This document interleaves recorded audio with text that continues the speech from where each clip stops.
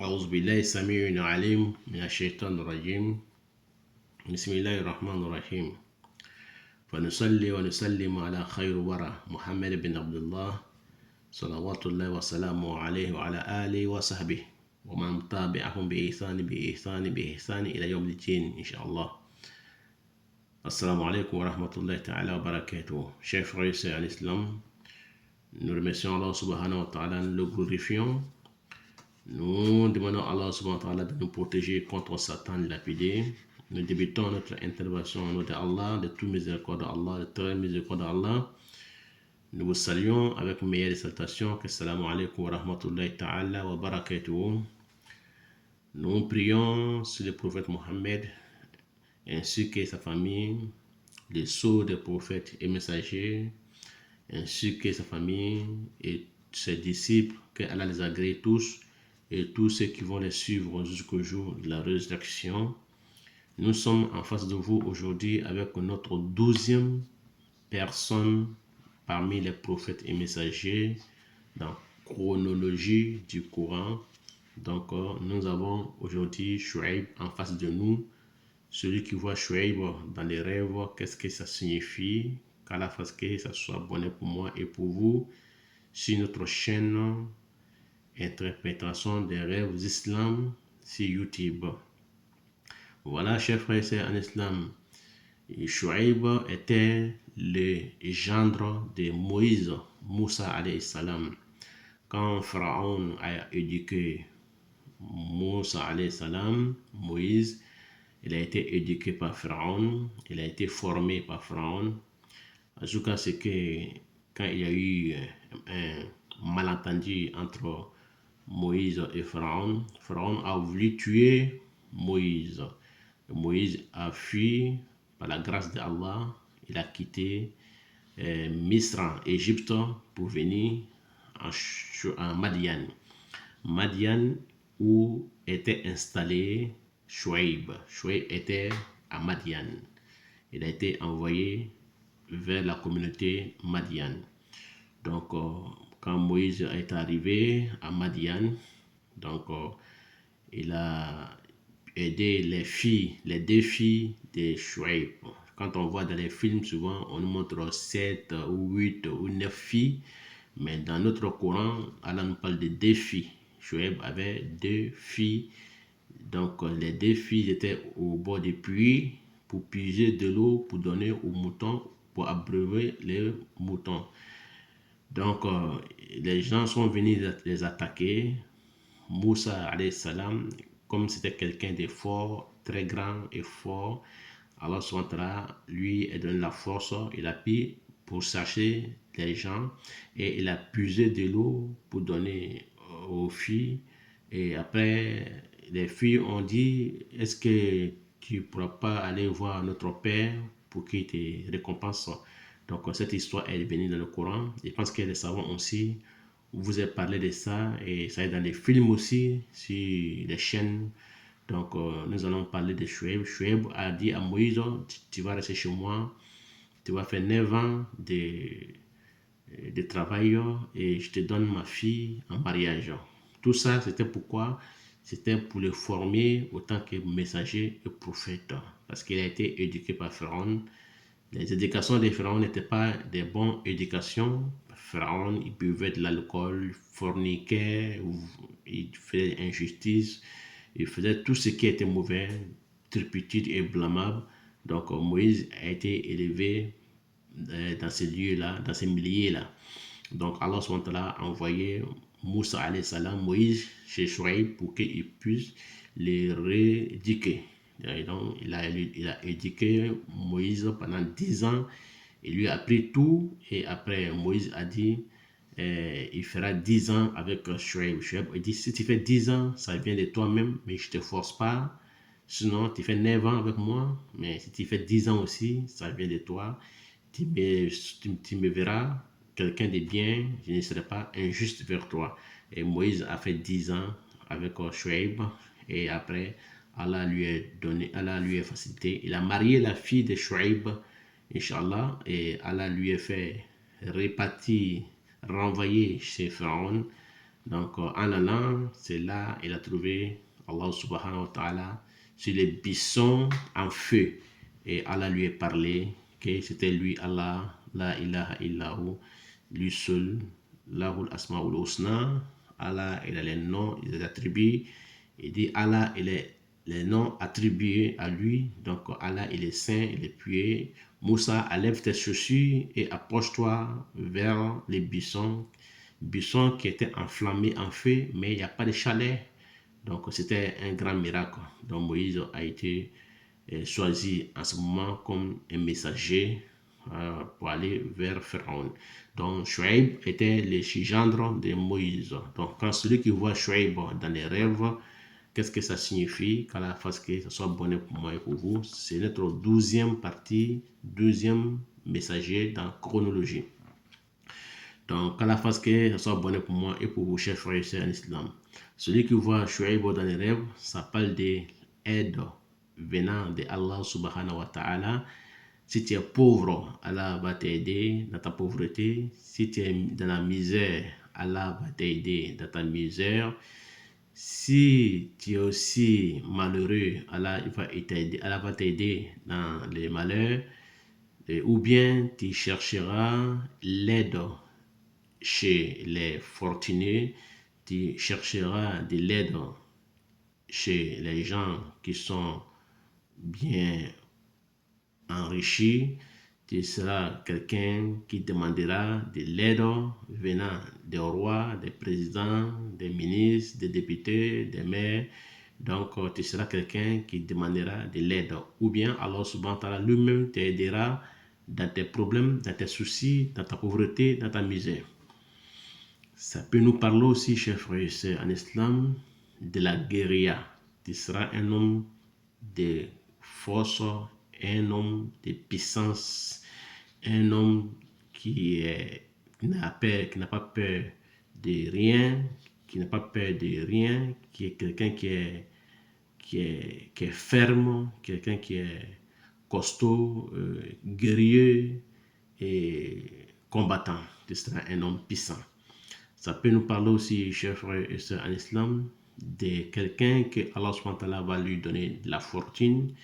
Il ne sera pas avare. Il sera un homme qui est généreux. Tu seras généreux dans ta fortune.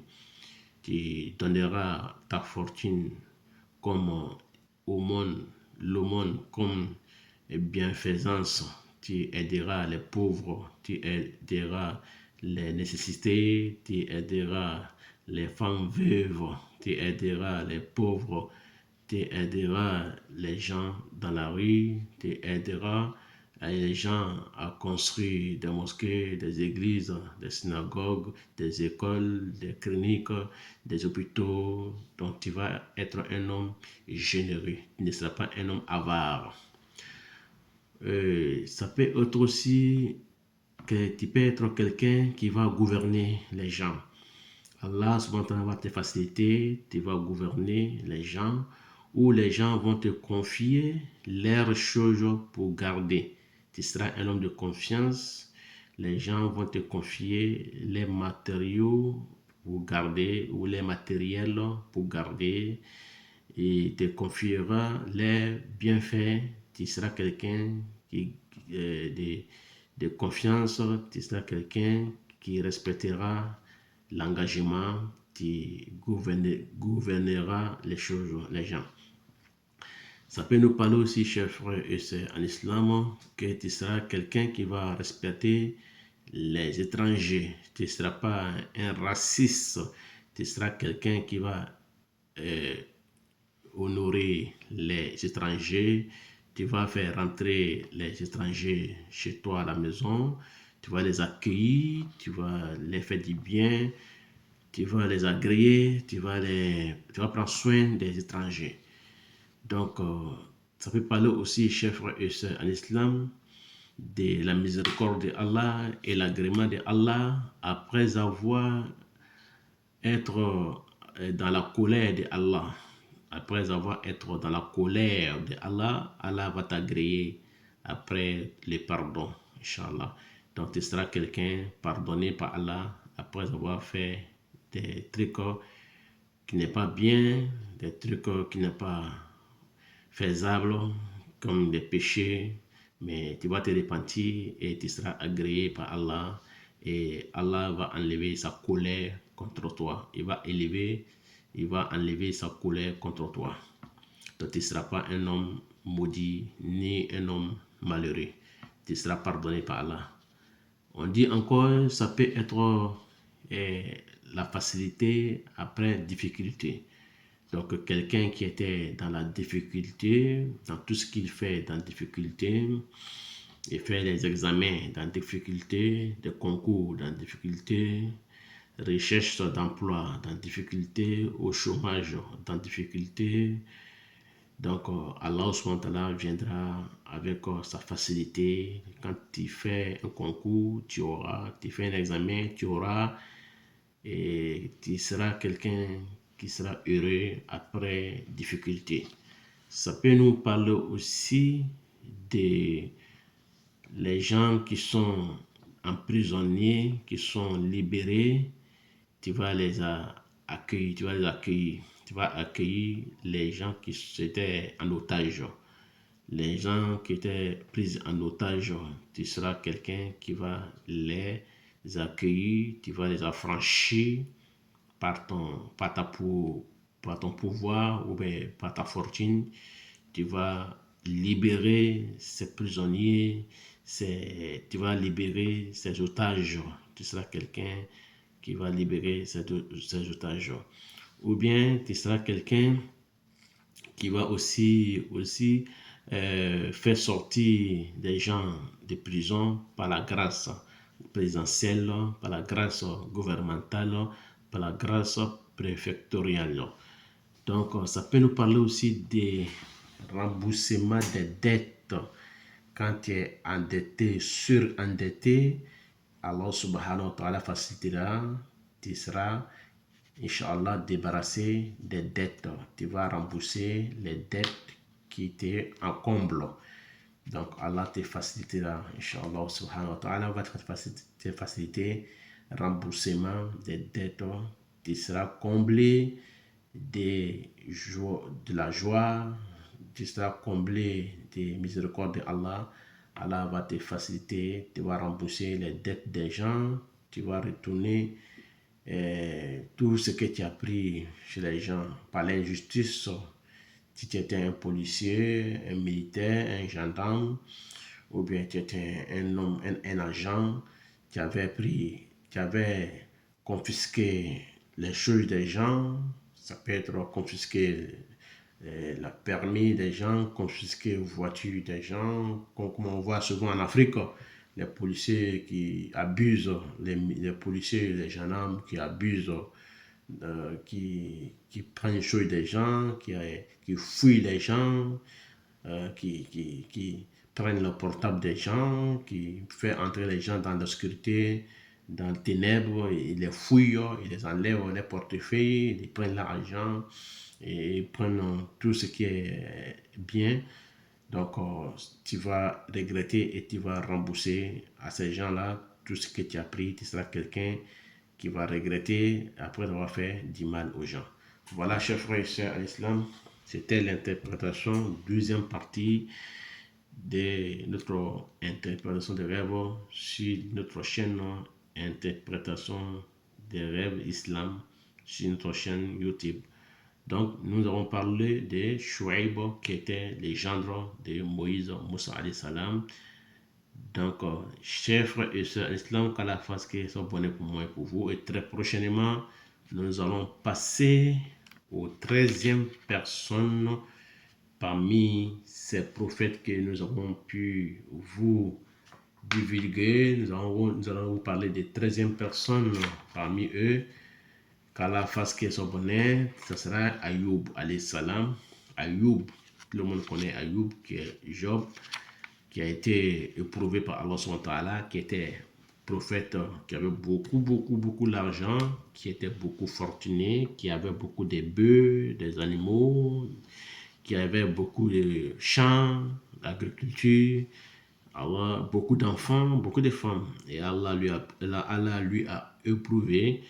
Allah a brûlé, a mis le feu dans ses champs, tout est brûlé. Ces femmes l'ont fui, sauf une seule femme qui est restée. Et Ayoub a perdu tous ses enfants. Il y en a un qui sont morts, il y en a un.